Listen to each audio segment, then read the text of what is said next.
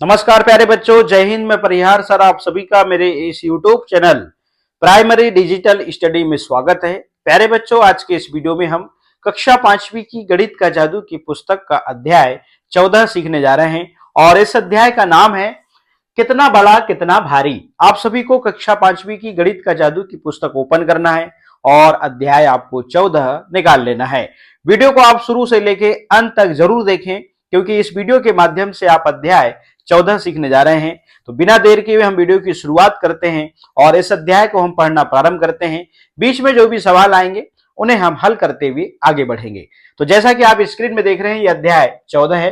पढ़ना शुरू करते हैं। सारिका रंगीन कंचे, सिक्के, रबर आदि चीजों को इकट्ठा करती है। उसने एक गिलास में पानी लेकर पानी के ऊपरी स्तर पर 0 का निशान लगाया। अब देखिएगा, अगर मैं 5 कंचे इस गिलास में डाल दूं तो अंदाजा लगाओ पानी का स्तर क्या होगा। मुझे लगता है पानी का स्तर इतना होगा। आप देख रहे हैं इस प्रकार से। आगे पढ़ते हैं। उसने 5 कंचे डाले और पानी के नए स्तर पर फिर निशान लगा दिया। ओ, तुमने कैसे अंदाजा लगाया? क्या तुम्हें कंचे का आयतन पता है? मैंने सिर्फ अंदाजा लगाया कि कंचों ने पानी को कितना ऊपर उठाया होगा। तुम आयतन कैसे पता लगाते हो? अब देखिएगा, देखो, हर कंचा पानी को थोड़ा सा ऊपर उठा देता है क्योंकि कंचा कुछ जगह लेता है और यही उसका आयतन है। इस प्रकार से यहां पे निश्चित रूप से आप एक गिलास में पानी लीजिए। जब आप उसमें गिलास में कंचे को डालेंगे तो पानी का स्तर जो है वो ऊपर आएगा और जितना पानी ऊपर आएगा वही उस कंचे का आयतन होगा। मतलब कंचा निश्चित रूप से जगह घेर रहा है वहां पे, तो उतना ही ऊपर जो है पानी आता है। चलिए और आगे देखते हैं अगले पेज में। अब आपका मापक गिलास। अब तुम अंदाजा लगाओ, क्या तुम्हें लगता है कि 5 रुपए के 10 सिक्कों का आयतन 10 कंचों से ज्यादा होगा? तो निश्चित रूप से हां, 5 रुपए के 10 सिक्कों का आयतन 10 कंचों से ज्यादा होगा। इसको हम कैसे पता कर सकते हैं? देखिएगा, 5 के 10 सिक्कों को हम क्या करेंगे, एक गिलास में हम डालेंगे, थोड़ा सा पानी रखेंगे और फिर हम क्या करेंगे, 10 कंचों को फिर डालेंगे। फिर देखेंगे कि किसका आयतन ज्यादा है। तो सिक्कों को डालने पे गिलास में पानी का स्तर कहां पे आया और कंचों को डालने पर पानी का स्तर कहां पे आया गिलास में, इसको हम नोट करेंगे, ट्रेस करेंगे। तो उससे पता लग जाएगा कि 10 सिक्कों का आयतन या फिर 10 कंचों का आयतन ज्यादा होगा या कम होगा। तो ज्यादा ही होगा। आप इसको करके भी देख सकते हैं। चलिएगा, नीचे लिखी चीजों के आयतन का अंदाजा लगाओ। एक बॉल लगभग 15 कंचों के बराबर होगी और एक रबर लगभग 2 कंचों के बराबर होगी। आयतन से संबंध है यहां पे। एक नींबू लगभग 6 कंचों के बराबर होगा। एक पेंसिल लगभग 6 कंचों के बराबर होगी। एक आलू लगभग 10 कंचों के बराबर होगा। चलिएगा, 35 कंचों की मदद से अपना मापक गिलास खुद तैयार करो। एक गिलास लो और उस पर 0 का निशान लगाओ।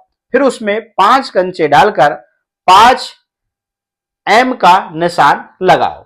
ठीक है ना? अब देखिएगा, उसमें फिर 5 कंचे और डालो और पानी के नए स्तर पर 10 एम लिखो, मतलब मिलीलीटर।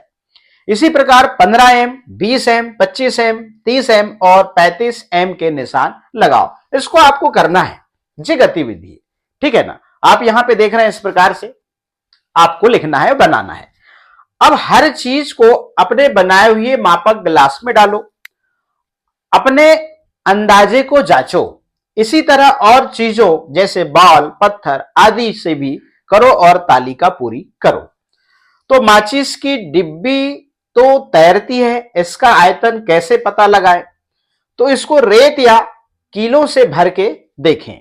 अब यहां पे देखिए, चीज का नाम बॉल, तो उसका आयतन 30 कंचे के बराबर होगा।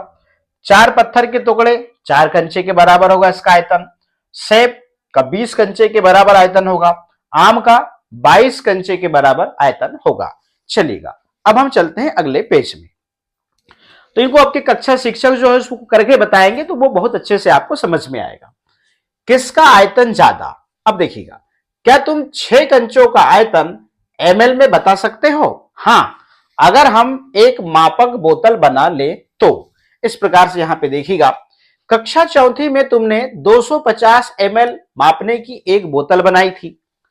क्या तुम ऐसी मापक बोतल बनाने के तरीके सोच सकते हो जो कि 10 ml, 20 ml, 30 ml, 60 ml माप सके? अपने दोस्तों से चर्चा करो और इस प्रकार से आपको बनाना है, ठीक है ना। तारिक और मौली ने अपनी अपनी मापक बोतल बनाई।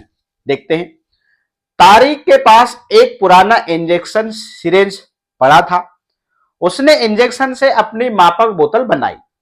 तो इंजेक्शन जो रहता है जिसको हम डिस्पो कहते हैं, इसमें एमएल में देखिएगा इस प्रकार से निशान लगे हुए हैं, ठीक है ना। तो उसने इंजेक्शन से अपनी मापक बोतल बनाई। मौली ने दवाई की एक खाली बोतल का उपयोग किया। आप देख रहे हैं इस प्रकार से, मैंने इंजेक्शन सीरीज में एक बार में 5 ml पानी भरा और फिर वहां पर 5 ml का निशान लगा देंगे। बोतल में 10 ml निशान लगाने के लिए इससे 2 बार पानी बोतल में डाला। तो जहां पे पानी का स्तर आएगा वहां पे हम 10 ml का निशान लगा देंगे और लिख देंगे, मैंने 10 ml माप की एक खाली दवाई की बोतल से अपनी मापक बोतल बनाई है, ठीक है ना। मौली ने 5 रुपए के सिक्कों का आयतन पता लगाने के लिए अपनी मापक बोतल का उपयोग किया। इसको आप प्रैक्टिकल करेंगे तो बहुत अच्छे समझ में आएगा। उसने पता लगाया कि 5 रुपए के 9 सिक्के 10 ml पानी हटाते हैं। मतलब 5 रुपए के जो सिक्के हैं वो 5 रुपए के जो सिक्के हैं, तो 5 रुपए के 9 सिक्के 10 ml पानी को क्या करते हैं? हटाते हैं। तो तुम भी 5 रुपए के 9 सिक्कों का उपयोग करो और अपनी मापक बोतल बनाने के लिए कर सकते हो, करके देखो। तो अपनी मापक बोतल से पता करो 6 कंचों का आयतन कितना होगा? 7 ml के बराबर होगा, ठीक है ना। चलिएगा, अब यहां पे प्रश्न है, 16 1 रुपए के सिक्कों का आयतन क्या होगा? 18 ml होगा। आप उसमें डाल के देखेंगे तो आपको पता लग जाएगा पानी में। अब इन्हें मन ही मन हल करो। 24 कंचों का आयतन कितना होगा? 18 ml होगा। 32 1 रुपए के सिक्कों का आयतन कितना होगा? 36 ml होगा। मौली ने 5 रुपए के कुछ सिक्के मापक बोतल में डाले और उसे कितने सिक्के डालने होंगे? अगर 30 ml पानी ऊपर उठता है तो 27 सिक्के डालने पड़ेंगे। अगर 60 ml पानी ऊपर उठता है तो 54 सिक्के डालने पड़ेंगे। इसको करके देखना पड़ेगा। अब मैं यहां करा देता, मगर सब चीजें लगेंगी, कंचे लगेंगे, तो कक्षा शिक्षक इसको आपको प्रैक्टिकल करके बताएंगे। पहले अंदाजा लगाओ और फिर अपनी मापक बोतल की मदद से कुछ और चीजों के आयतन का पता लगाओ। तो आयतन किसी वस्तु का जो जगह वो घेर रही है वही उसका आयतन कहलाता है। अब चीज जैसे पैमाना, एक गिलास, एक कैंची, एक पेन, तो एक पैमाना का यहां पर आयतन 6 ml, एक गिलास का 25 ml, एक कैंची का 8 ml और एक पेन का 6 ml। सोचो पानी के अंदर जाने पर तुम्हारा शरीर कितना पानी हटाएगा? लगभग 30 लीटर पानी हटाएगा। कितने समा सकते हैं इसमें, जरा देखिएगा। अब आप यहां पे देखिए, यह एक घन है, यह एक घन है। एक घन क्यों कहेंगे? आप देख रहे हैं इसकी लंबाई चौड़ाई जो है वो 1-1 सेंटीमीटर है, जिसकी हर भुजा 1 सेंटीमीटर है। देखो, तुम्हारी गणित का जादू किताब 1 सेंटीमीटर ऊंची है, निश्चित रूप से ऊंची है। तो अंदाजा लगाओ कि कितने 1 सेंटीमीटर के घन मिलाकर तुम्हारी गणित की किताब जितनी जगह घेरेंगे।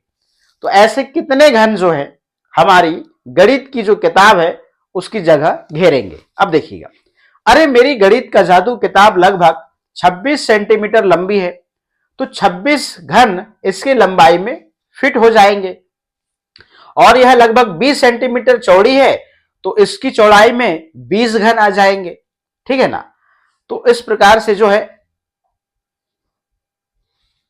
तो कुल मिलाकर 26 गुणा हम 20 करेंगे तो 520 घन इस गणित की पुस्तक पर फिट हो जाएंगे, मतलब रख सकते हैं। ये बताने की बात है। देखिएगा, गणित का जादू की किताब की लंबाई जो है कितनी है, 26 सेंटीमीटर है। तो 26 घन इसकी लंबाई में फिट हो जाएंगे, ठीक है ना। अब चौड़ाई में 20 सेंटीमीटर चौड़ी है, तो चौड़ाई में 20 घन आ जाएंगे। तो हमने क्या करा, 26 में 20 का गुणा कर दिया, तो 520 ऐसे घन इस गणित की किताब पर फिट हो जाएंगे। तो इस प्रकार से आप इसका उत्तर ऐसे लिखेंगे। अब चलिएगा आगे। अब हमने यहां पर ओरिजिनल किताब को नापा। देखिएगा, अरे मेरी गणित का जादू की किताब लगभग 27 सेंटीमीटर लंबी है। अब मैंने नापा, कुछ की इसमें 26 भरी, मैंने जब ओरिजिनल नापा तो 27 भरी। तो गणित का जादू किताब लगभग 27 सेंटीमीटर लंबी है, तो 27 सेंटीमीटर घन इसकी लंबाई में फिट हो जाएंगे। एक एक सेंटीमीटर के 27 घन होंगे, नहीं होंगे, क्योंकि गणित का जादू की पुस्तक जो है उसकी ऊंचाई 1 सेंटीमीटर ही है। अब और यह लगभग 20 सेंटीमीटर चौड़ी है, तो इसकी चौड़ाई में 20 घन आ जाएंगे। अब हमने क्या किया, 27 में हम 20 का गुणा करेंगे तो 540 आ जाएगा। कुल मिलाकर 540 सेंटीमीटर घन इस गणित किताब पर फिट हो जाएंगे। आपको पता है कि आप यदि 27 में 20 का गुणा करेंगे, 27 में 20 का गुणा करेंगे तो आपको 540 जो है सेंटीमीटर घन इस गणित किताब पर फिट हो जाएंगे। ये फाइनली आंसर आ जाएगा, ठीक है ना।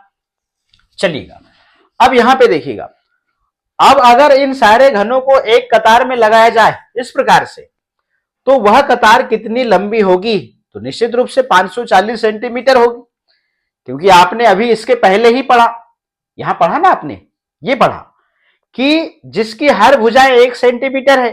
देखो, तुम्हारी गणित का जादू की किताब 1 सेंटीमीटर भी ऊंची है, तो 1 सेंटीमीटर इसकी हर एक भुजा है। तो यहां पे कंफ्यूजन होना बिल्कुल नहीं चाहिए आप लोगों को। देखिएगा, तो यहां निश्चित रूप से 540 सेंटीमीटर ही ये जो कतार है वो लंबी होगी, ठीक है ना। अब हम चलते हैं आगे। अभ्यास का समय, बड़े ध्यान से आप समझिए।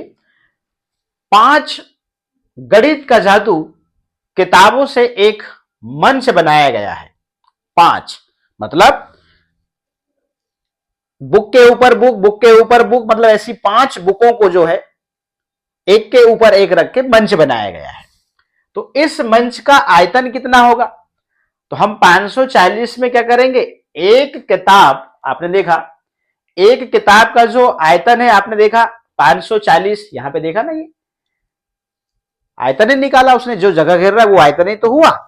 तो 540 सेंटीमीटर घन है एक किताब का आयतन। अब यहां पे देखिएगा, तो ऐसी 5 गणित का जादू किताबों से एक मंच बनाया गया है, तो इस मंच का आयतन कितने सेंटीमीटर घनों के बराबर होगा, तो 540 में हम 5 का गुणा करेंगे तो यहां पर देख रहे हो 2700 सेंटीमीटर घनों के बराबर है। यही उत्तर हो जाएगा। इन चीजों के आयतन का सेंटीमीटर घनों में अंदाजा लगाओ। एक माचिस की डिब्बी का आयतन, तो माचिस की जो डिब्बी है उसका जो आयतन है, तो आयतन कैसे निकलेगा भैया, 6 सेंटीमीटर लंबी है और 4 सेंटीमीटर चौड़ी है, क्या माचिस की डिब्बी, इसमें गुणा करेंगे तो 6 चौको 24, तो 24 घन सेंटीमीटर होगा। किसका, एक माचिस की डिब्बी का आयतन। लगभग में आप नाप भी सकते हैं, कम ज्यादा भी हो सकता है। एक ज्यामिति बॉक्स का आयतन, तो एक ऐसा ज्यामिति बॉक्स है, आप यहां पे देख रहे हैं इस प्रकार से, माचिस तो नहीं है, ज्यामिति बॉक्स है जिसे हम कंपास बॉक्स कहते हैं। तो इसकी लंबाई 16 सेंटीमीटर है और चौड़ाई है 6 सेंटीमीटर। आप 16 में 6 का गुणा करेंगे तो क्या होगा, 16 × 96, तो 96 घन सेंटीमीटर इसका क्या होगा, आयतन होगा लगभग में। एक रबर का आयतन, रबर है, रबर का निश्चित नाप नहीं होता, उससे हम इरेज करते हैं तो मिटता रहता है उसका कुछ भाग। तो यहां पे मान लीजिए फ्रेश रबर है, तो हमने यहां पर फ्रेश रबर का यहां पे नाप लिया है, सही में लिया है। अब यहां पे देखिएगा, एक रबर का आयतन, तो रबर की जो लंबाई है वो 3 सेंटीमीटर है और चौड़ाई है 1.5 सेंटीमीटर। जब हम 3 में 1.5 का गुणा करते हैं तो 4.5 जो उत्तर आता है। तो यहां पर एक रबर का जो आयतन है लगभग में यहां पर 4.5 घन सेंटीमीटर होगा, ठीक है ना। तुम अपने अनुमान को कैसे जांचोगे, चर्चा करो। माचिस की डिब्बियों का खेल चलेगा। तनु माचिस के डिब्बों से एक मंच बना रही है। देख रहे हैं आप यहां पे, वह पहले 14 माचिस की डिब्बियां इस तरह लगाकर एक परत तैयार करती है। अब आप यहां पे देख रहे हैं 3, 6, 7 और 14, मतलब एक परत में 14 माचिस की डिब्बियां हैं और दूसरे परत में फिर और 14, तो कितनी हो गई? 28 माचिस की यहां पर डिब्बियां हैं। तो यहां पे यही बोल रहा है कि वह पहले 14 माचिस की डिब्बियां इस तरह लगाकर एक परत तैयार करती है। चलिएगा आगे चलते हैं अगले पेज में। वह 4 ऐसी परतें बनाती है और उसका मंच कुछ इस तरह दिखता है, इस तरह। तो उसने यह मंच बनाने के लिए कितनी माचिस की डिब्बियां का प्रयोग किया? तो क्या करेंगे, एक परत में 14 माचिस की डिब्बियां हैं और यहां पर 4 ऐसी परतें बनानी है और बनाती हैं। तो 14 में हम 4 का गुणा करते हैं तो 14 चौके 56 होता है। तो यहां पे उत्तर आ जाएगा 56 माचिस की डिब्बियों का वो प्रयोग करती हैं। चलिएगा अगला प्रश्न है, एक माचिस की डिब्बी का आयतन 10 सेंटीमीटर है। एक माचिस की डिब्बी का आयतन 10 सेंटीमीटर है। तो आयतन कैसे निकाला?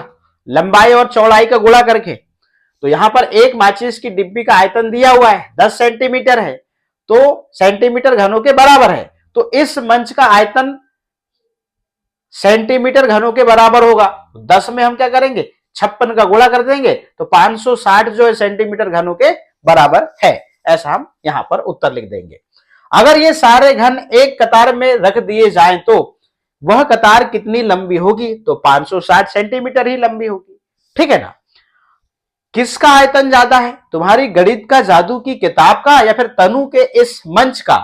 तो ये तनु के मंच का आयतन जो है ज्यादा है, क्योंकि गणित का जादू की जो पुस्तक है इसका जो आयतन है 540 घन सेंटीमीटर है। आयतन घन सेंटीमीटर में बताना है, लंबाई सेंटीमीटर में बताना है। अब यहां पे जो तनु ने जो मंच बनाया है इसका आयतन कितना है? 560 घन सेंटीमीटर है। अभी तो ऊपर निकाला हमने, तो तनु के मंच का आयतन क्या होगा? ज्यादा होगा। चलिएगा, अपने दोस्तों के साथ मिलकर एक ही माप की बहुत सारी खाली माचिस की डिब्बियों को इकट्ठा करो, उनके किनारों को नापो और यहां लिखो। अब देखिएगा, अब आप इसको नापना है। तो अभी हमने यहां पर देखा था, मान लीजिए आपने इसको नापा, तो मेरी माचिस की डिब्बी कितने सेंटीमीटर चौड़ी है? तो यहां पे हो सकता है कि माना कि यहां पे 3 सेंटीमीटर जो है चौड़ी है और 6 सेंटीमीटर मान लीजिए लंबी है और 1 सेंटीमीटर ऊंची है। ठीक है ना?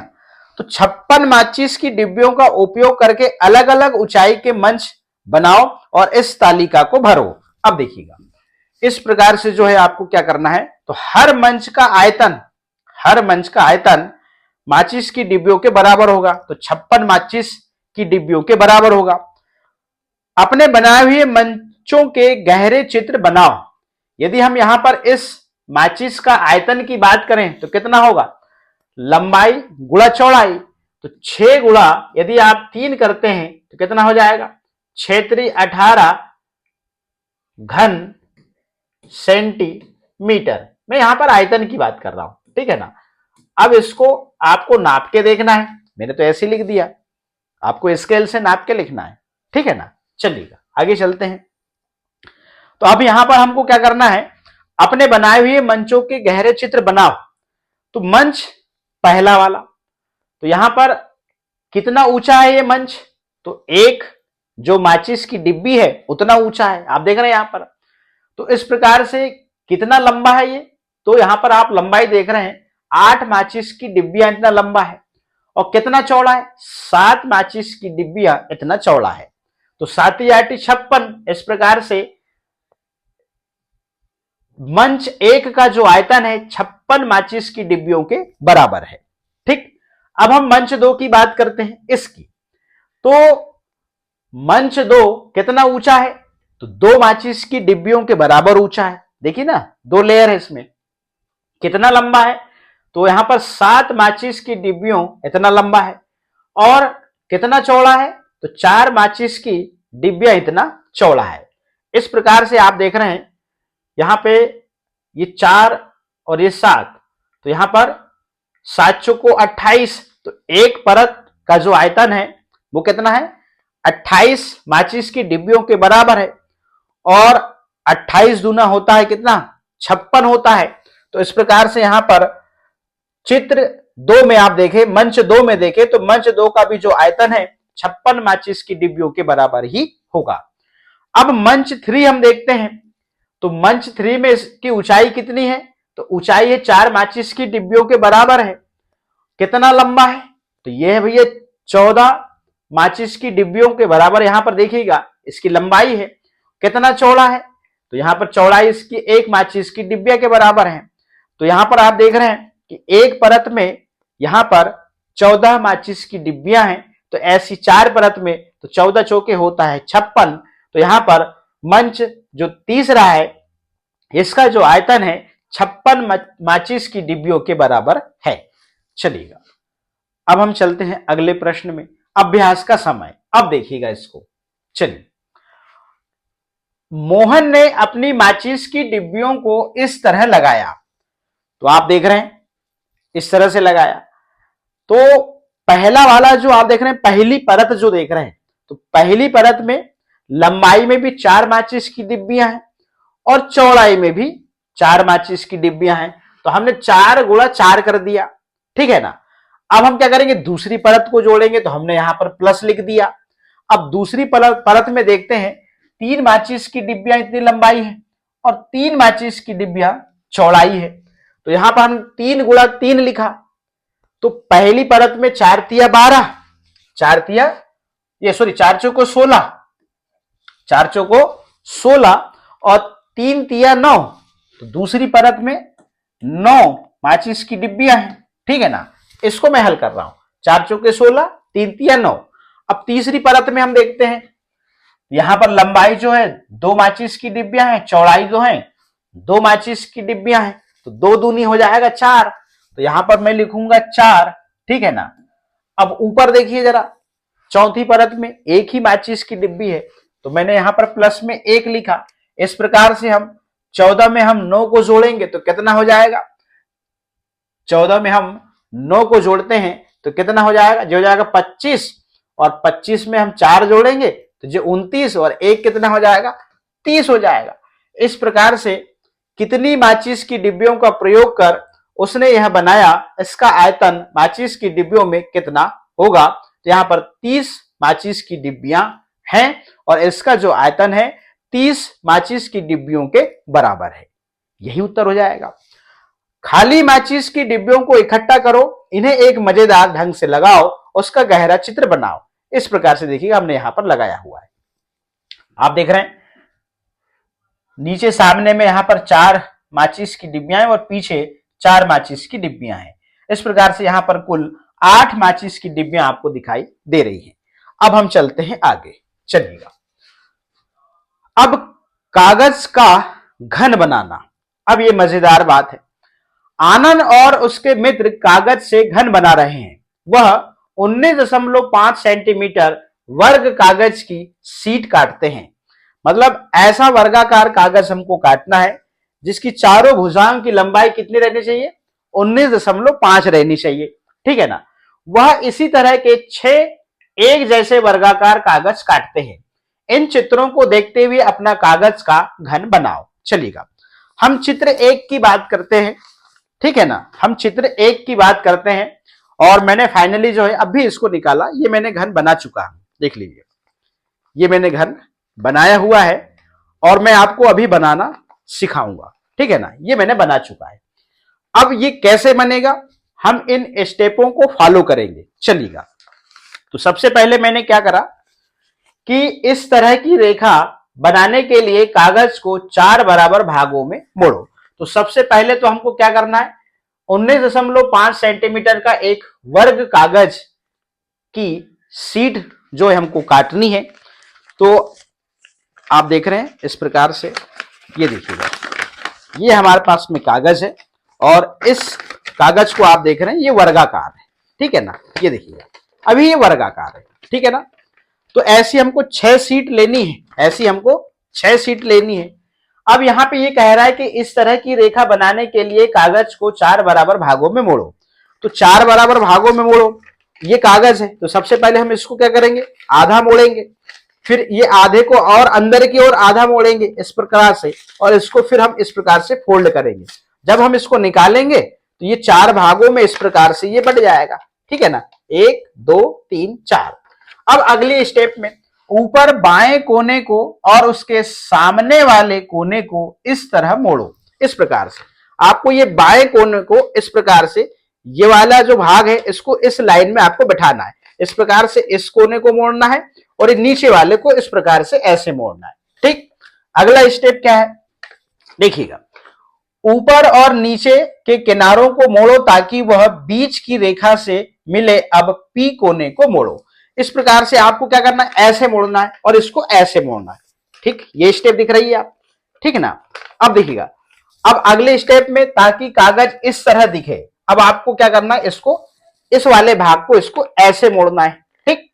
अब इस भाग में आपको क्या करना है, इसको हमने पलटाया फिर ऐसे, इस वाले कोने को भी हम ऐसे ही मोड़ेंगे, ठीक है ना।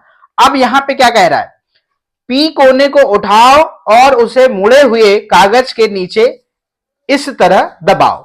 अब देखिए ये मोड़ा, तो हमने यहां पर क्या करना है, इसको ये वाले भाग इसमें इसमें इसमें हमको इसको ऐसे दबाना है, ये देखिएगा ये ऐसे, फिर हम इसको पलटेंगे और यहां पर इस प्रकार से ये यहां कह रहा है ना मुड़े हुए कागज में, तो ये कागज मुड़ा है, इसमें हम इसको क्या करेंगे, ऐसे दबाएंगे इस प्रकार से, ये देखिएगा ये कागज रेडी हो गया, ठीक। तो यहां पर 6 स्टेप कंप्लीट हो गई। चलिएगा अब हम चलते हैं आगे, कोने के साथ भी यही करो और कागज अब कुछ इस तरह दिखेगा, ये देख रहे हैं इस तरह से, ठीक। और आपको क्या करना है, इसको ऐसे मोड़ देना है, ऐसे, ये भाग ऊपर दिखेगा, ऐसे इधर दिखेगा, ये प्लेन रहेगा, आपको ये ऐसे दिखेगा। अब आपको क्या करना है, इसको ऐसे मोड़ देना है, ऐसे मोड़ के रखना है, ठीक। अब ऐसे ही आपको कम से कम 6 शीट बनानी है, तो मैंने 6 शीट बना लिया है, देखिएगा मैं इसको खोल रहा हूं, ये पूरा खोल दिया मैंने, ये 1 2 3 4 और ये 5, तो ये 5 और पहले की 6, तो देखिए 1 2 3 4 5 6, तो 6 शीट आप इसी प्रकार से मोड़ेंगे। अब देखिएगा ये मेरे पास में 6 हैं, मैं इससे पासा बनाऊंगा, देखिएगा। अब आपको करना क्या है, आपको ये भाग ऊपर रहेगा, ये वाले भाग जो है इस प्रकार से मुड़े रहेंगे। अब आपको करना क्या है, आपको क्या करना है, यहां पे देखिएगा इस प्रकार से इस भाग में आपको ऐसे इसको ऐसे ऐसे डालना है, ठीक। अब देखिएगा, अब आपको फिर क्या करना है, फिर इसको आप ऐसे ही डालेंगे इसमें, ये देखिएगा इस प्रकार से, ठीक। फिर आप क्या करेंगे, इसको फिर आप ऐसे ही डालिए इसमें इस प्रकार से, ठीक। अब यहां पे ये वाले भाग को फिर इसमें अंदर इस प्रकार से, ये देखिएगा, ठीक। अब देखिएगा ये 4 शीट लग गई। अब यहां पे देखिएगा, इसको यहां पे इस प्रकार से और इसको अंदर की ओर करें और इसको हम जो है यहां पे इस प्रकार से इसमें वो करेंगे, ठीक। एक सीट और बच गई, लीजिए ये देखिएगा इस प्रकार से, और ये फाइनली देखिएगा, ये देखिए अब ये यहां पे आप देख रहे हैं ये आपका जो घन है बनकर यहां पर रेडी हो गया है, देखिएगा जैसा यहां पे बनाया गया है। ये तुम्हारा घन कितना बड़ा, अब ये घन हमारे पास में फाइनली जो है ये बनकर तैयार है, ये देखिएगा इस प्रकार से, ठीक है ना। अब हम चलते हैं आगे, तुम्हारा घन कितना बड़ा है, यहां पर ध्यान देना है 19.5 सेंटीमीटर भुजा वाले वर्गाकार कागज से शुरू करें और दूसरे कदम में सभी को बाईं ओर के कोने को मोड़कर शुरू करना है। तो हमने पूरा स्टेप बाय स्टेप देखा। अब तुम्हारा घन कितना बड़ा है, तो ये घन बनकर पूरा रेडी है, ठीक है ना। चलिएगा तुम्हारे घन का किनारा कितना लंबा है, तो इस किनारे को आपको क्या करना है, नापना है इस किनारे को, ठीक है ना। तो 7 सेंटीमीटर, तो कितने सेंटीमीटर घन उसकी लंबाई है, 7 सेंटीमीटर लंबाई है, ये वाली बात करें, ये लंबाई हो गई, ठीक है ना, ये वाली, ठीक है ना। अब देखिएगा लंबाई, फिर चौड़ाई, तो चौड़ाई आप देखिएगा इस प्रकार से, तो और ऊंचाई, तो ऊंचाई ये हो गई, ऊंचाई ये हो गई, लंबाई ये हो गई और ये चौड़ाई ये हो गई। तो 7-7 सेंटीमीटर है, क्योंकि एक सा ही नाप आएगा, क्योंकि वर्गाकार हमने कागज लिया था, घन जो बनता है वर्गाकार कागज से ही बनता है, याद रखिएगा। ठीक, अब यहां पे आगे चलते हैं, तो इसको समझिए। थिम्पू के प्रश्नों के उत्तर दो। मेज पर पहली परत बनाने के लिए मुझे कितने सेंटीमीटर घनों का इस्तेमाल करना होगा? तो इस प्रकार से जो है 7 में आप 7 का गुणा करेंगे तो 49 सेंटीमीटर घनों का। ठीक, अब यहां पे आप देखिएगा 49 सेंटीमीटर घनों की बात करी जा रही है। यहां पे एक एक सेंटीमीटर का एक घन, तो ऐसे 49 सेंटीमीटर घनों को अंदर आप फिट करेंगे तब जाके इसमें फिलअप हो पाएगा। यही कह रहा है, मेज पर पहली परत बनाने के लिए मुझे कितने सेंटीमीटर घनों का इस्तेमाल करना होगा। अब यहां पे देखिएगा, कागजी घन जितना बड़ा मंच बनाने के लिए मुझे कितने सेंटीमीटर घनों की जरूरत होगी। तो यहां पर देखिएगा 49 में आप 7 का गुणा करते हैं तो 343। 343। अब यहां पे 7 गुणा 7 को समझिए। यहां पे आपने देखा कि एक लाइन में यहां पर 7 घन आएंगे एक एक सेंटीमीटर के, ठीक है ना, एक एक सेंटीमीटर के, 7 ऐसे और 7 ऐसे।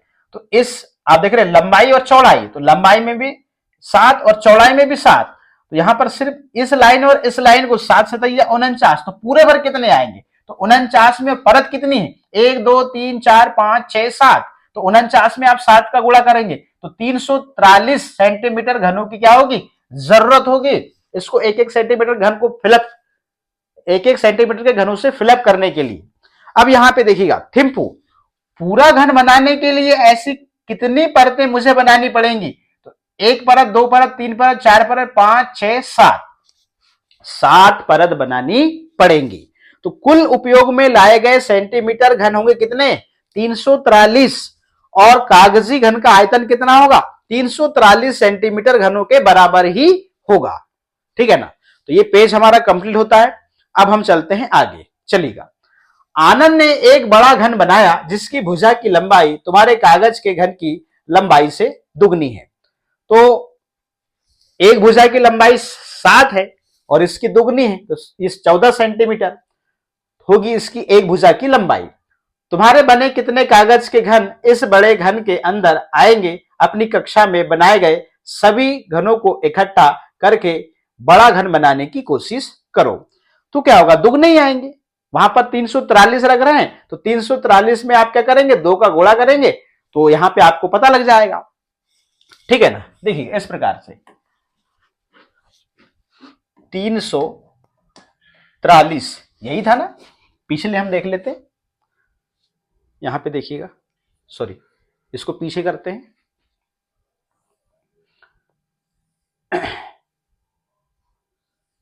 चलिएगा, जब हम समझा रहे हैं तो आपको ध्यान से देखना पड़ेगा तभी समझ में आएगा। हाँ, 343 जो हमने अभी जिस घन के बारे में समझा उसकी एक भुजा की जो लंबाई है वो कितनी थी? 7 सेंटीमीटर थी और उसकी सभी भुजाओं की जो लंबाई है 7 ही थी। अब यहां पे बात कर दी गई कि आनंद ने एक बड़ा घन बनाया जिसकी भुजा की लंबाई तुम्हारे कागज के घन की लंबाई से दुगनी थी। तो निश्चित रूप से तो दुगनी, तो 7 में हम क्या करेंगे? 2 में 7 का गुणा करें तो यहां पर इसकी भुजा की लंबाई हमें पता लग गई 14 सेंटीमीटर। अब हम क्या करेंगे? तुम्हारे बने कितने कागज के घन इस बड़े घन के अंदर आएंगे? अपनी कक्षा में बनाए गए सभी घनों को इकट्ठा करके बड़ा घन बनाने की कोशिश करो। तो इस प्रकार से जो है हम इसमें गुणा कर देंगे 2 का, तो यहां पर 3 दूनी 6, 4 दूनी 8 और यहां पर 3 दूनी 6, तो यहां पर 686 घन जो है सेंटीमीटर के यहां पे आएंगे।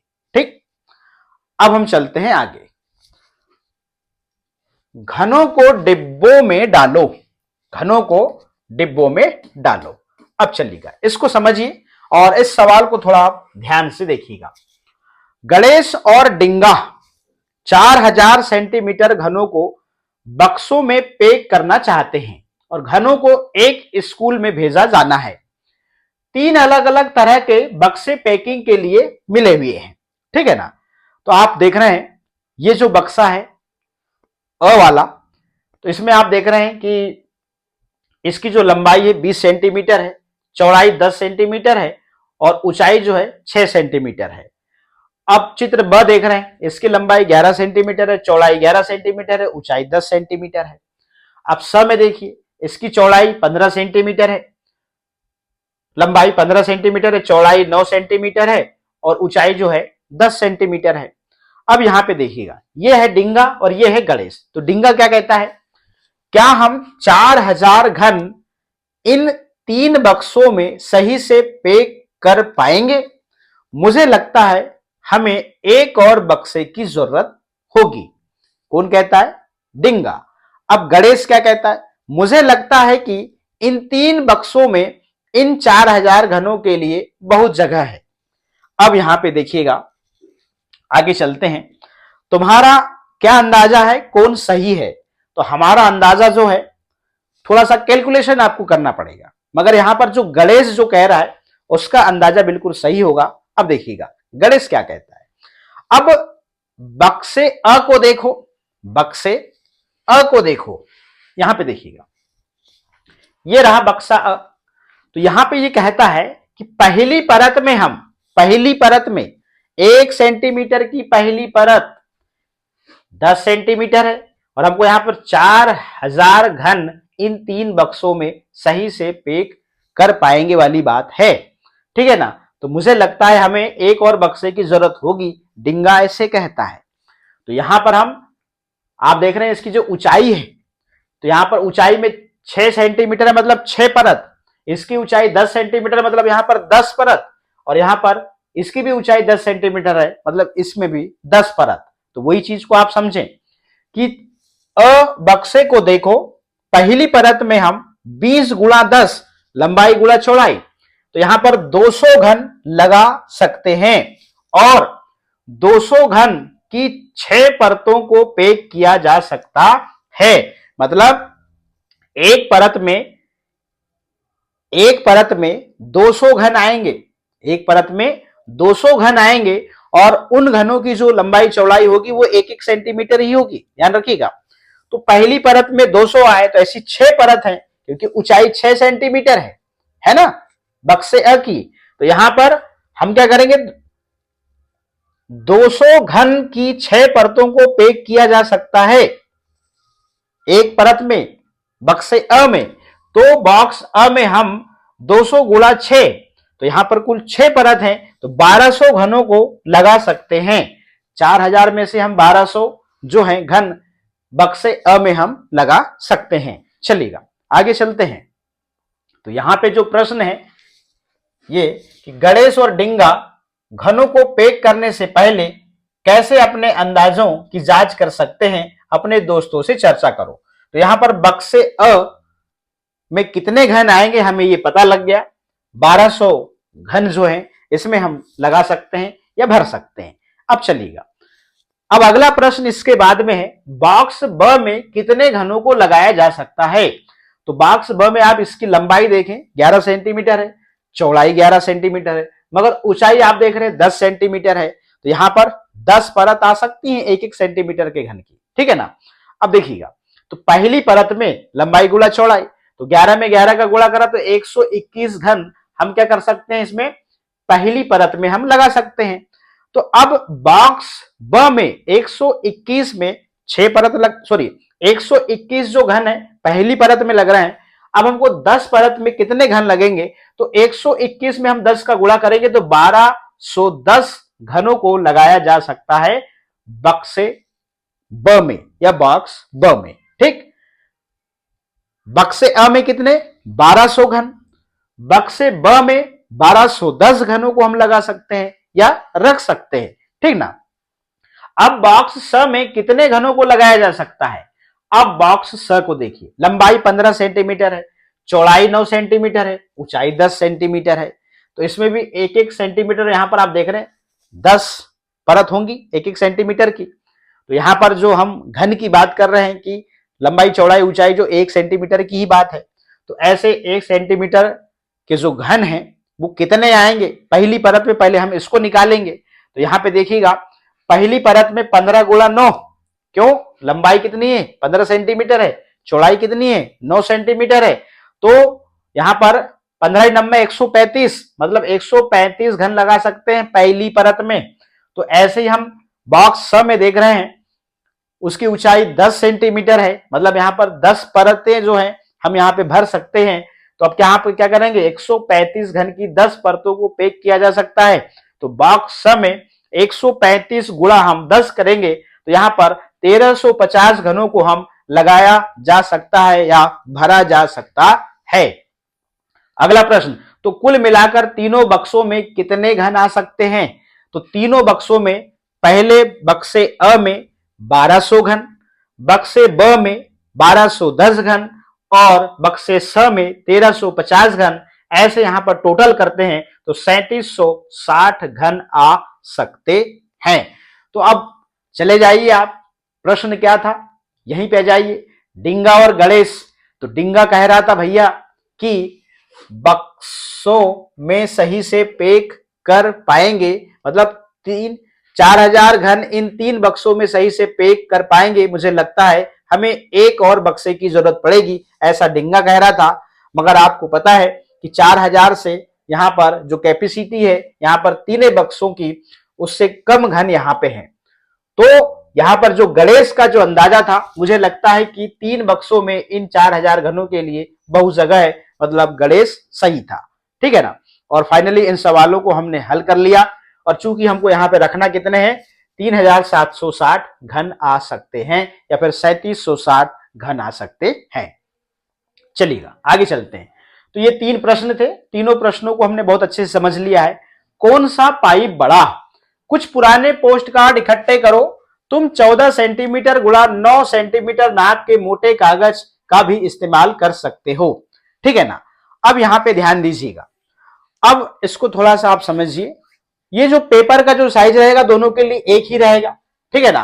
पोस्ट कार्ड की चौड़ाई की तरफ से उसे मोड़ो जिससे कि पाइप एक बन सके, इसके जोड़ को टेप से जोड़ो। अब देखिएगा इस प्रकार से ऐसे पाइप बनाना है आपको। ठीक, एक दूसरा पोस्ट कार्ड लो, उसे आपको एक लंबा वाला बनाए, पहले देखिएगा ये वाला पाइप एक बन सके, तो ये वाला आप इस प्रकार से आप टेप से बनाएंगे। ये है पाइप, है ना, ये एक है और ये पाइप 2 है। तो दूसरा पोस्ट कार्ड लो और उसे पाइप 2 बनाने के लिए लंबाई की तरफ से मोड़ो। ये दोनों कागज सेम है, मैंने एक लंबा पाइप बनाया है और इस प्रकार से मोटा बनाया है। ठीक है ना। अंदाजा लगाओ कि दोनों पाइप में से कौन से पाइप में ज्यादा रेत आएगी। अपने अंदाजे को चेक करने के लिए रेत भर के देखो, क्या तुम्हारा अंदाजा सही था, चर्चा करो। तो मुझे ऐसा लगता है कि इस वाले पाइप 2 में रेत ज्यादा आएगी और इसमें कम आएगी। दोनों पेपर सेम है, दोनों की लंबाई चौड़ाई सेम है, बस हमने इसको ऐसे रोल किया है और इसको हमने ऐसे रोल किया है। ठीक है ना। इसको खड़े में रोल किया है, इसको आड़े में रोल किया है। तो पाइप 2, पाइप 1, पाइप 2, इस पाइप में ज्यादा रेत आएगी। ठीक है ना। आगे चलते हैं। अब यही सब नीचे दिखाए गए पाइपों के साथ दोहराओ। तिकोने आकार का पाइप, तो तिकोने आकार का पाइप आपको ऐसे बनाना है। देखिएगा, आपको इसको 3 बराबर भागों में बांटना है ना। और ये रहा चौकोन पाइप। तो यहां पर पाइप 3 बनाने के लिए पोस्ट कार्ड पर 2 रेखाएं चित्र के अनुसार बनाओ और रेखाओं पर कागज को मोड़ो, आखिरी किनारे को टेप से मोड़ो। ये मोड़ रखा है हमने। ठीक, अब एक वर्गाकार पाइप चौथा वाला बनाओ। पता करो कि किस पाइप में सबसे ज्यादा रेत भरी जा सकती है, तो किस पाइप का आयतन सबसे ज्यादा होगा। देखिएगा, ये चौकोन है, कागज की लंबाई चौड़ाई जो है बिल्कुल सेम है। यदि हम रेत भरेंगे तो यहां पर जो पाइप 4 है इसमें ज्यादा रेत आएगी और इसमें कम आएगी। ठीक है ना। बस डिपेंड ये करता है कि हम कागज को आकार कैसे दे रहे हैं। ठीक है ना। आगे चलते हैं, चलिएगा। गंगोत्री की यात्रा पढ़ते हैं। यहां पर आप देख रहे हैं कक्षा 6वीं के छात्र गंगोत्री यात्रा पर जा रहे हैं।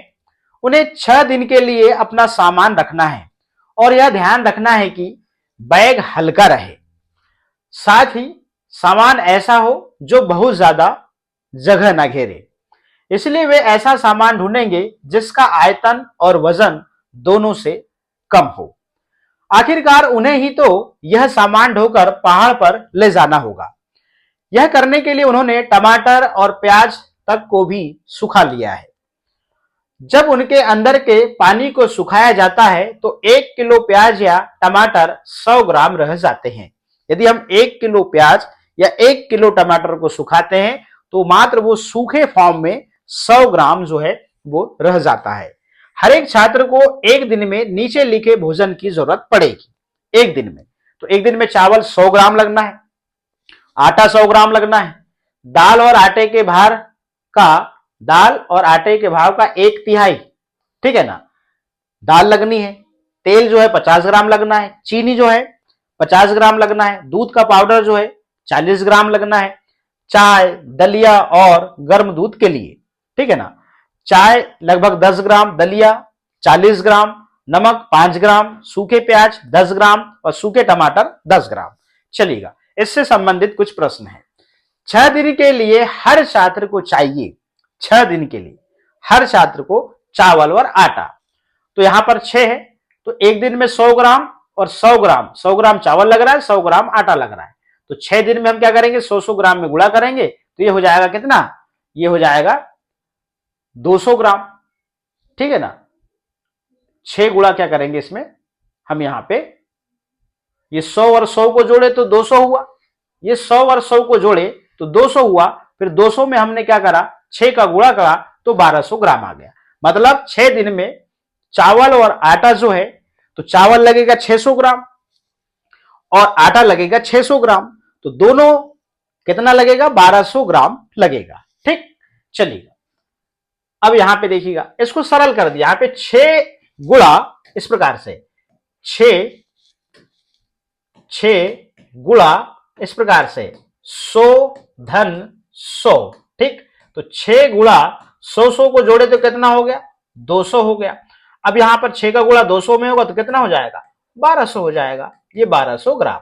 ठीक, इस प्रकार से जो है, तो अब इसको आधा भी करें तो चावल 6 दिन में कितना लगना है, 600 ग्राम लगना है, और आटा लगना है 600 ग्राम, और दोनों कितना लगना है, 1200 ग्राम। ठीक, अब दाल की बात करते हैं, तो दाल जो है चावल और आटा का 1/3 लगना है, तो 1200 ग्राम का हम क्या करेंगे, 1/3 करेंगे। अब देखिएगा 1200 ग्राम का हम 1/3 कैसे करेंगे, तो 1200 गुणा हम 1/3 कर सकते हैं, ठीक है ना। इस प्रकार से इसको हल करेंगे तो यहां पर बराबर में 1/3 पढ़ेंगे, इसको 1/3 गुणा यहां पर हम लिखेंगे 1200, ठीक है ना, तो 3 चौके 12 होगा, तो यहां पर क्या बचा, 1 गुणा और 4 और यहां पर डबल 0, इस प्रकार से यहां पर गुणा करेंगे कितना आएगा, 400 आएगा। तो 400 ग्राम जो है हमको 6 दिन में दाल लगनी है। ठीक, अब हम चलते हैं आगे, सूखे प्याज कितने लगेंगे, तो एक दिन में 10 ग्राम लग रहे हैं, तो 6 दिन में क्या होगा, तो 10 में हम 6 का गुणा कर देंगे तो 60 ग्राम जो है सूखे प्याज लगेंगे, ठीक है ना। अगला प्रश्न है, चलिएगा, 6 दिन तक 10 लोगों के लिए कितना ताजा टमाटर सुखाना चाहिए, 6 दिन तक 10 लोगों के लिए कितना ताजा टमाटर सुखाना चाहिए, तो सुखाने पर 1 किलो टमाटर 100 ग्राम रह जाता है। अब 6 दिन के लिए एक आदमी के लिए सूखा टमाटर कितना लग रहा है, यहां पे देखिएगा 6 गुणा हमने क्या करा, 6 गुणा, तो यहां पर एक दिन में 10 ग्राम लग रहा है, एक दिन में 10 ग्राम, तो 6 का गुणा करेंगे तो यहां पर 60 ग्राम जो है 6 दिन में एक आदमी को लग रहा है, ठीक है ना। अब यहां पे देखिएगा, तो 6 दिन के लिए 10 लोगों को सूखा टमाटर चाहिए, 10 गुणा हम 60 कर देंगे, मतलब 10 गुणा 60 ग्राम कर देंगे, तो यहां पर आ जाएगा 600 ग्राम आ जाएगा। अब देखिएगा 100 ग्राम सूखे टमाटर के लिए सुखाना चाहिए 1 किलो ताजा टमाटर। ठीक, अब प्रश्न में वही पूछा है। अब 600 ग्राम सूखे टमाटर के लिए सुखाना चाहिए, तो हम यहां पे क्या करेंगे कि 600 में हम 100 का भाग दे देंगे, 600 ग्राम हमको सूखे टमाटर के लिए सुखाना चाहिए, तो हम क्या करेंगे 600 में 100 का भाग दे देंगे, तो यहां पर शून्य से शून्य कट जाएगा। इस प्रकार से यहां पे हम क्या करेंगे, 600 में हम 100 का भाग दे देंगे, तो यहां पर 2 शून्य से 2 शून्य गया, 1 का भाग 6 में देंगे तो 6 ही आएगा, ठीक है ना, और इस 6 का भी गुणा 1 में करेंगे तो 1 ही आएगा। तो 6 किलो ताजा टमाटर जो है यहां पे हमको क्या करने पड़ेंगे, सुखाने पड़ेंगे। तो 6 दिन तक 10 लोगों के लिए 6 किलो ताजा टमाटर सुखाना चाहिए, और प्रश्न यही था। प्रश्न क्या था, 6 दिन तक 10 लोगों के लिए कितना ताजा टमाटर सुखाना चाहिए। तो पहले हमने क्या निकाला, हमको पता है कि 1 किलो टमाटर सुखाना है तो 10 ग्राम सूखता है। एक आदमी को एक दिन में 10 ग्राम टमाटर चाहिए, तो 6 दिन में कितना लगेगा, उसको 60 ग्राम लगेगा। ठीक है ना। इस प्रकार से अब देखिएगा, तो 6 दिन के लिए 10 लोगों को सूखा टमाटर चाहिए, तो यहां पर आपको पता है कि एक व्यक्ति को 10 ग्राम सूखा टमाटर लग रहा है, तो 10 लोग को कितना लगेगा, 600 ग्राम लगेगा। अब 600 ग्राम हमको क्या चाहिए, सूखा टमाटर चाहिए, तो इसके लिए हमको कितने किलो टमाटर जो हैं ताजे वाले वो सुखाने पड़ेंगे। तो 100 ग्राम सूखे टमाटर के लिए सुखाना चाहिए 1 किलो टमाटर। ठीक है ना। अब क्या करेंगे हम, 600 ग्राम सूखे टमाटर के लिए हम क्या करेंगे, सीधे 100 ग्राम का क्या करेंगे, भाग दे देंगे। ठीक है ना। तो 600 ग्राम सूखे टमाटर के लिए हम सुखाने के लिए सुखाना चाहिए क्या, 100 ग्राम, 600 ग्राम सूखे टमाटर के लिए सुखाना चाहिए, तो हम 600 में 100 का भाग दे देंगे तो 6 किलो ताजा टमाटर। यहाँ पे इस प्रकार से आंसर आ जाएगा। ठीक है ना। और उत्तर हम इस प्रकार से लिख देंगे। अगला सवाल, हर एक छात्र के बैग में भोजन का कुल वजन 6 दिन के लिए कितना है। हर एक छात्र के बैग में 6 दिन के लिए, देखिएगा, चावल एक दिन में 100 ग्राम लग रहा है तो 6 का गुणा कर देंगे, 600 ग्राम लगेगा। आटा, आटा एक दिन में 100 ग्राम लग रहा है तो 6 में गुणा करेंगे तो 600 ग्राम लग रहा है 6 दिन में। दाल, चावल और आटा का 1/3 लग रहा है, तो यहां पे आपने अभी निकाला है कि 1200 का, हम 1200 ग्राम का क्या करेंगे, 1/3 निकालेंगे तो 400 ग्राम आ जाएगा। ठीक। तेल एक दिन में 50 ग्राम लग रहा है, 6 का गुणा करेंगे 300 ग्राम तेल लगेगा 6 दिन में। चीनी 50 ग्राम लग रही है एक दिन में, 6 का गुणा करेंगे तो 300 ग्राम लगेगी 6 दिन में। दूध पाउडर एक दिन में 40 ग्राम लग रहा है, 6 का गुणा करेंगे 240 ग्राम दूध पाउडर लगेगा 6 दिन में। चाय 10 ग्राम लग रही है, 10 में 6 का गुणा करेंगे तो 60 ग्राम चाय लगेगी अपने को 6 दिन में। दलिया एक दिन में 40 ग्राम लग रहा है, 6 का गुणा करेंगे 240 ग्राम हमको दलिया लगेगी 6 दिन में। सूखे प्याज एक दिन में, एक को 10 ग्राम लग रहा है सूखा टमाटर, 6 का गुणा करेंगे तो 60 ग्राम हमको सूखा टमाटर लगेगा 6 दिन में। अब यहाँ पे सूखे टमाटर आपको पता है ये डबल डबल हो गया है ना, कोई एक करना है। अब कुल वजन, तो हम इसको क्या करेंगे, जोड़ देंगे 2890 ग्राम। अब 2890 ग्राम में क्या होगा, 1000 ग्राम बराबर 1 किलो होता है, तो यहां पर 2000 ग्राम बराबर 2 किलो हो गया और 890 ग्राम हो गया। इस प्रकार से हर एक छात्र के बैग में 6 दिन के लिए भोजन का वजन 2 किलो 890 ग्राम है। ये उत्तर हम लिख देंगे। चलिएगा आगे चलते हैं।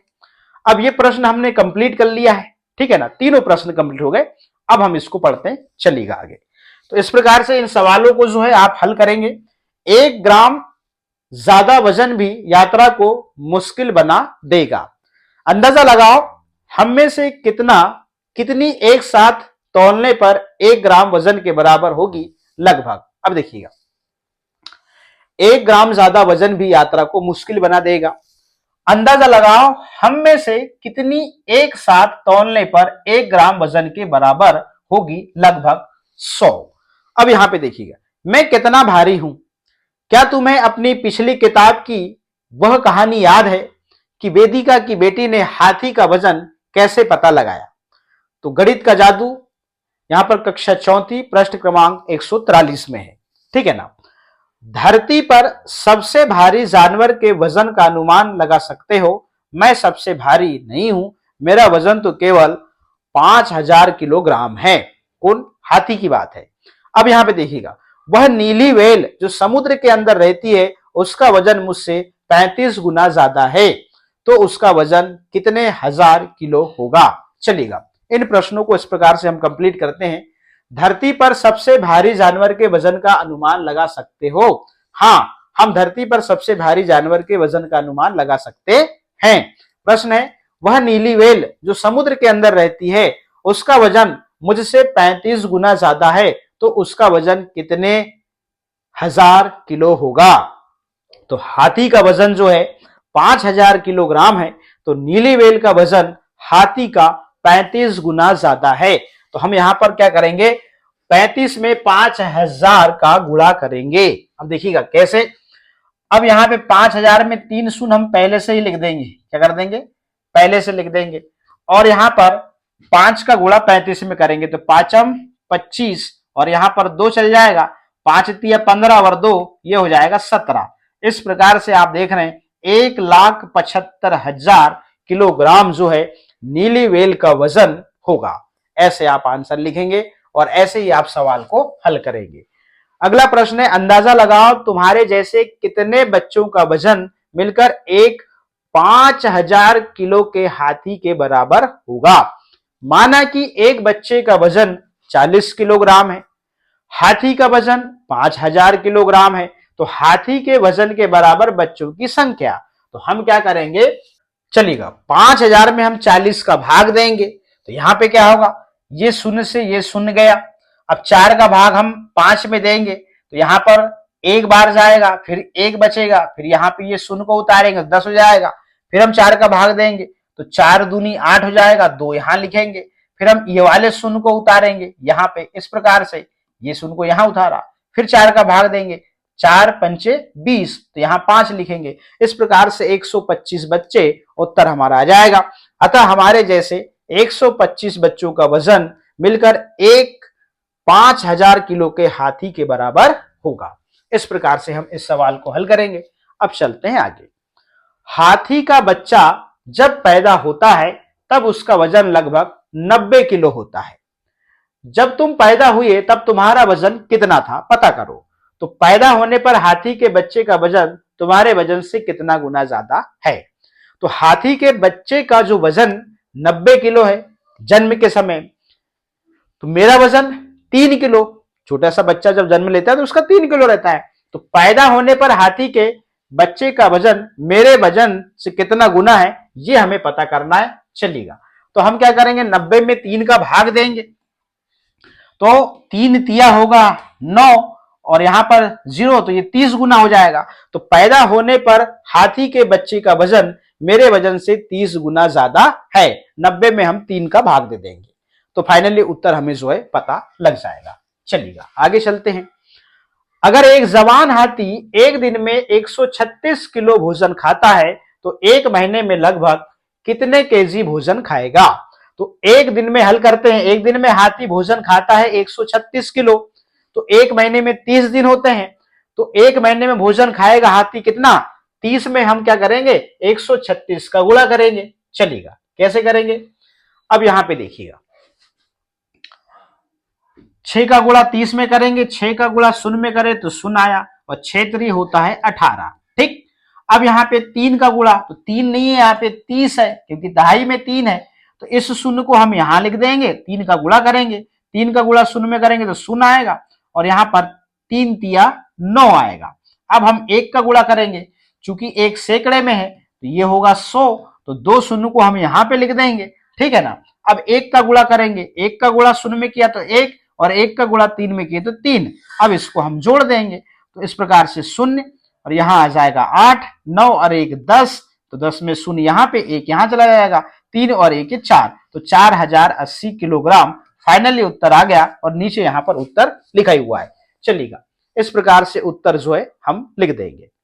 अब यहां पे देखिएगा, प्रश्न क्रमांक 6, अंदाजा लगाओ एक साल में वह कितना भोजन खाएगा। अब देखिएगा, एक साल में, अब एक साल बराबर होता है 12 महीने, कितना होता है 12 महीने। वह एक महीने में भोजन खाता है, और एक महीने में खाता है कितना, 4080 किलोग्राम खाता है। तो वह एक साल में भोजन खाएगा, तो 4080 किलोग्राम में हम 12 का गुणा कर देंगे। हमने इसके पहले एक महीने में कितना खाता है ये निकाला, ठीक है ना। अब यहां पे देखिएगा, अब हमको ये पता करना है कि भैया साल भर में कितना खाएगा। तो एक साल में 12 महीने होते हैं, तो हम क्या करेंगे 4080 में 12 का गुणा कर देंगे। तो 2 का गुणा करते हैं, पहले 2 का गुणा शून्य में किया तो शून्य आया, और यहां पर 2 अट्ठे 16, तो 6 यहां लिखेंगे, 1 यहां लिखेंगे। अब 2 का गुणा शून्य में करें तो शून्य, मगर 1 यहां उतारेंगे, और यहां पर 2 चौके 8, इस प्रकार से यहां लिख देंगे। अब 1 का गुणा करेंगे, 1 नहीं हम 10 का करते हैं, क्योंकि दहाई में 1 है। अब यहां पर देखिएगा, 10 में से शून्य को हम यहां लिख देंगे, और सरल करने के लिए अब 1 का गुणा 4080 में करेंगे। तो 1 का गुणा शून्य में किया तो शून्य, 1 का गुणा 8 में करे तो 8, और 1 का गुणा शून्य में किया तो शून्य, 1 का गुणा 4 में करे तो 4। अब हम यहां पर दोनों संख्याओं को जोड़ देंगे। ठीक है, क्या आएगा, शून्य में शून्य को जोड़ा शून्य, 6 में शून्य को जोड़े तो 6 आया, यहाँ पर 8 में 1 को जोड़े तो 9 आया, और यहाँ पर शून्य और 8 को जोड़े तो 8 आया, और यहाँ पर 4 आया। तो यहां पे उत्तर कितना आया? उत्तर आया 48,960 किलोग्राम। तो उत्तर लिखेंगे वह एक साल में 48,960 किलोग्राम भोजन खाएगा। इस प्रकार से सवाल जो है कंप्लीट हो जाता है। अब हम चलते हैं आगे। चलिए, इस प्रकार से ये सवाल हमारा कंप्लीट होता है। अब हम चलते हैं अगले पेज में। तो ये जितने सवाल थे इनको हमने कंप्लीट कर लिया है। अब हम चलते हैं आगे। शाहिद ने बैंक को बचाया। शाहिद एक बैंक में काम करता है। वह नकदी के काउंटर पर बैठता है। जब कभी उसके पास ज्यादा सिक्के हो जाते हैं तो वह गिनता नहीं बल्कि तौलता है। तौलना कितना आसान है। एक 5 रुपए के सिक्के का वजन 9 ग्राम है। मुझे बोरी का वजन बताओ तो मैं तुम्हें सिक्कों की संख्या बता दूंगा। क्या तुम हाथ में लेकर बता सकते हो कि कौन सा सिक्का सबसे भारी है? ये 5 का है, 2 का है और 1 का है, तो निश्चित रूप से 5 का जो है वजन होगा। ठीक है ना। अब यहां देखिएगा, मेरे 5 रुपए के सिक्कों वाले बैग का वजन 9 किलो है। कितना है? 9 किलो है। तो इसमें कितने सिक्के होंगे? तो 1 किलो बराबर होता है 1000 ग्राम होता है। तो 9 किलो में कितने ग्राम होंगे? 9000 ग्राम होंगे। अगर एक सिक्के का वजन 9 ग्राम है तो बैग का वजन कितना है? तो बैग का वजन है 9 किलो। तो 9 किलो में कितने हुए? 9000 ग्राम हुए। तो हम 9000 ग्राम में या 9 किलो में, 9 किलो बराबर 9000 ग्राम, तो 9000 ग्राम में हम 9 का भाग देंगे तो हमें यहां पर सिक्कों की जो संख्या है वो पता लग जाएगी। अब ये आसान, बहुत सरल तरीका है। यदि आप 9000 में भाग देंगे 9 का तो 9 एकम 9, और इस प्रकार से यहां उत्तर आएगा 1000 आ जाएगा। ठीक है ना। और ये 1000 सिक्के हैं। है ना आसान? बिल्कुल आसान है। चलिएगा आगे चलते हैं। अब इससे संबंधित कुछ प्रश्न हैं। 5 रुपए के सिक्के वाले बोरे में कितने सिक्के होंगे अगर इसका वजन 18 किलो हो, 54 किलो हो, 4500 ग्राम हो, 2 किलो 250 ग्राम हो और 1 किलो 125 ग्राम हो। तो 5 रुपए के सिक्के का वजन 9 ग्राम है। 9 ग्राम है तो 1 किलोग्राम में 1000 ग्राम होते हैं। तो 5 रुपए के सिक्के, अब देखिएगा हमको यहां पर 18 किलो में पता करना है। तो हमने क्या करा, 1000 ग्राम का 18 में गुणा किया और बटे हमने यहां पर 100 कर दिया, सॉरी 9 कर दिया, क्योंकि एक सिक्के का वजन 9 ग्राम है। तो यहां पे देखिएगा 9 दूनी होता है 18, 9 दूनी 18, 1000 में 2 का गुणा करेंगे तो 2000 सिक्के पता चल गए। मतलब 18 किलो में 2000 सिक्के होंगे। ठीक। तो प्रश्न क्रमांक क जो है वो कंप्लीट हो गया। ठीक। हमने यहां पर 18 किलो की बात है और 1 किलो में 1000 ग्राम होते हैं, तो 18 गुणा हमने क्या कर दिया, 1000 ग्राम कर दिया। और हमने एक सिक्के का जो वजन है 9 ग्राम, इसका हमने भाग दे दिया। तो हमें यहां पर सिक्कों की संख्या पता लग गई। अब यहां पे प्रश्न क्रमांक ख, 54 किलो में, यहां पे ऐसी करेंगे 5 रुपए के सिक्के 54 गुणा हम करेंगे 1000 ग्राम और यहां पर बटे में कर देंगे 9 ग्राम, बटे में कर देंगे 9 ग्राम। ठीक।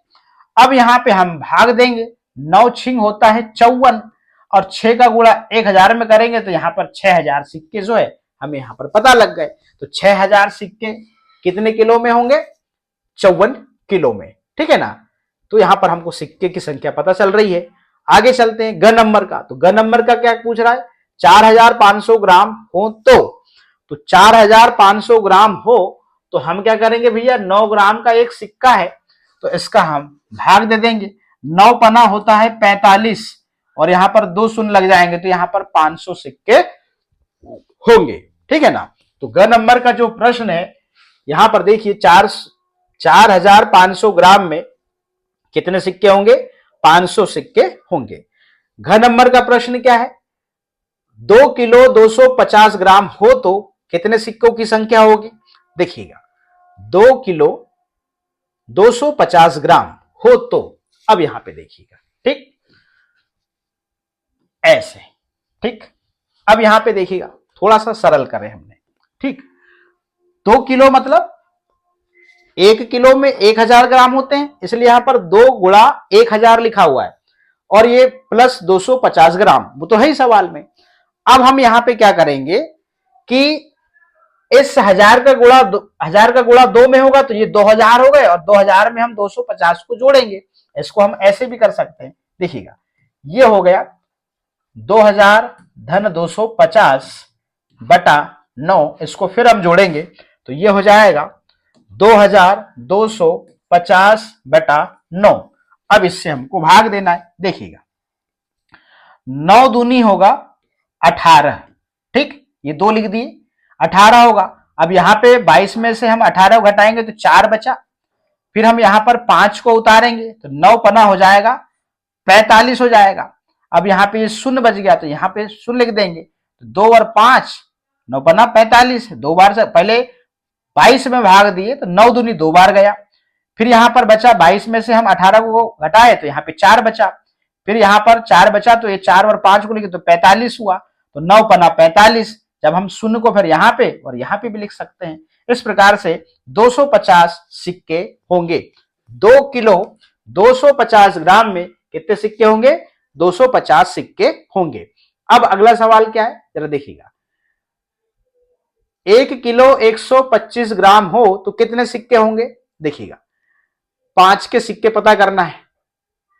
1 किलो 125 ग्राम हो तो 1 किलो में आपको पता है 1 का गुणा हमने 1000 में क्यों किया?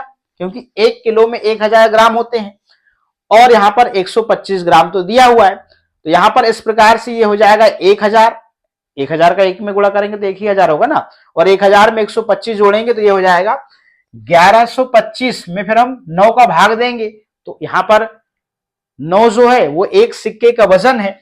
तो यहां पर देखिएगा 9 एकम 9, एक बार भाग गया, ठीक है ना, तो एक बार भाग गया तो यहाँ पे 11 में से 9 को घटाए हमने तो 2 बचा, फिर 2 को यहाँ इस प्रकार से, फिर यहाँ पे 2 को ऐसे लिखे, तो यहाँ पर 9 दूनी 18 तो 2 यहाँ लिखे, 22 में से 18 को फिर हमने घटाया तो 4 आया, फिर 4 के साथ बाद में फिर हमने 5 को यहाँ लिखा तो 9 पना 45, 5 यहाँ लिखा।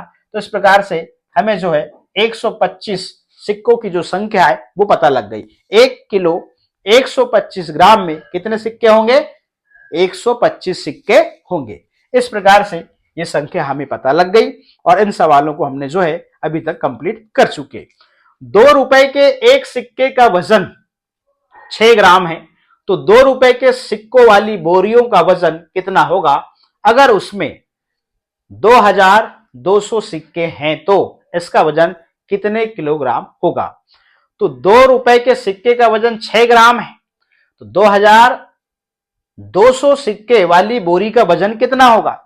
तो क्या करेंगे हम, 6 ग्राम में इसका क्या कर देंगे, 6 ग्राम में हम इसका गुणा कर देंगे, किसका? 2200 सिक्के का। तो यहां पर 13200 ग्राम जो है यहां पर फाइनली उत्तर हमें मिल जाएगा। तो उत्तर में लिखेंगे 13 किलो 200 ग्राम, ठीक है ना। चलिएगा, ख नंबर का 300 सिक्कों वाली बोरी का वजन कितना होगा? तो एक सिक्के का वजन 6 ग्राम है, तो 6 का गुणा करेंगे तो उत्तर आ जाएगा 6 3 18 और 3 शून्य लगा देंगे, तो यहां पर 18000 ग्राम, 18000 ग्राम हो जाएगा। तो इस प्रकार से उत्तर लिखेंगे 18 किलो 0 ग्राम। मतलब यहां पे ख नंबर का जो प्रश्न है 3000 सिक्के हैं तो उसका वजन कितना होगा? 18 किलो 0 ग्राम, ठीक है। ये प्रश्न आपका कंप्लीट। अगला प्रश्न है, अगर 1 रुपए के 100 सिक्कों का वजन 485 ग्राम है तो 10,000 सिक्कों का वजन कितना होगा किलोग्राम में? अब यहां पे देखिए 100 सिक्कों का वजन 485 ग्राम है, और पता करना है हमें 10,000 सिक्कों का वजन, तो हम 485 गुणा 10,000 करेंगे और हम 100 का भाग देंगे। तो फाइनली हम यहां पर इस सवाल को ऐसे हल करेंगे, ये 2 शून्य से 2 शून्य जो है कट जाएंगे, और 485 में हम 100 का गुणा करेंगे, तो 485 में फिर हम 100 का गुणा करते हैं तो 48,500 ग्राम उत्तर आता है। और आपको पता है कि 1000 ग्राम बराबर होता है 1 किलो। 1 किलो, ठीक है ना। तो 48,000 का 48,000 ग्राम का 48 किलो हो जाएगा और 500 ग्राम इस प्रकार से यहां पे लिखेंगे। तो फाइनली उत्तर होगा 10,000 सिक्कों का वजन जो है 48 किलो 500 ग्राम होगा। चलिएगा आगे चलते हैं अगले प्रश्न की ओर। तो ये प्रश्न जो है पूरे कंप्लीट हो चुके हैं। अब हम आगे पढ़ना स्टार्ट करते हैं। चलिएगा यहां से अपनी आंखें बंद करके क्या तुम बता सकते हो कि 100 रुपए का नोट भारी होगा या 50 रुपए का नोट? यह बताना थोड़ा मुश्किल होता है, लेकिन शाहिद जो देख नहीं सकता इसे छूकर पहचानने की अच्छी क्षमता रखता है। एक बार शाहिद ने महसूस किया कि नोटों का एक बंडल जो बैंक में आया है वह कुछ अलग और ज्यादा भारी है। उसने मैनेजर से जांचने को कहा और लोगों ने भी देखा, पर उन्हें कोई समस्या नजर नहीं आई। उसने जोर दिया तो मशीन मंगवाई। उससे पता चला कि नोट नकली थे, असली नहीं। ओह शाहिद, तुमने बैंक को बचा लिया, सबने कहा। पता लगाओ और चर्चा करो। तो यहां पे ये दो प्रश्न हैं। जो लोग देख नहीं सकते वे अलग अलग नोटों और सिक्कों को कैसे पहचानते हैं? चलिएगा ये प्रश्न के उत्तर जो है हम ऐसे कंप्लीट करेंगे। तो सिक्कों को कैसे पहचानते हैं? तो जो लोग देख नहीं सकते वे अलग अलग नोटों और सिक्कों की पहचान छूकर करते हैं। 20, 50, 100 या 500 के नोटों पर क्रमशः इस प्रकार के कुछ चिन्ह आदि आकृति बनी रहती हैं और ये नोटों पर कुछ उभरी हुई रहती हैं। अतः इनके द्वारा वे नोटों की पहचान कर लेते हैं और ऐसे लोगों में छूने की शक्ति अधिक विकसित होती है। अगला प्रश्न है, 100 का नोट असली है या नकली, यह जांचने के लिए हमें किन चीजों पर ध्यान देना चाहिए? तो 100 का नोट असली है नकली, यह जांचने के लिए हमें निम्न चीजों पर ध्यान देना चाहिए। नोट की आकृति, नोट का आकार, नोट के कागज का प्रकार और नोट की प्रिंटिंग की किस्म। वाटर मार्क गांधी जी के प्रतिबिंब के साथ सफेद भाग, चमकदार सुरक्षा तार पर आरबीआई लिखा हो और नोट पर इस प्रकार की आकृतियां होती हैं। तो फाइनली हमने इस वीडियो के माध्यम से कक्षा 5वीं की गणित का जादू की पुस्तक का अध्याय 14 जो है वो कंप्लीट कर लिया है।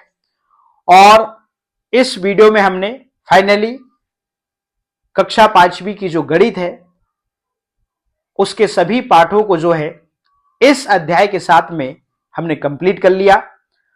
आप इस वीडियो को दोबारा देख सकते हैं, निश्चित रूप से ये अध्याय आपको समझ में आएगा। तो प्यारे बच्चों, आज के इस वीडियो में इतना ही। फिर मिलेंगे हम नेक्स्ट वीडियो में नेक्स्ट सब्जेक्ट के साथ में। आप सभी का बहुत बहुत धन्यवाद।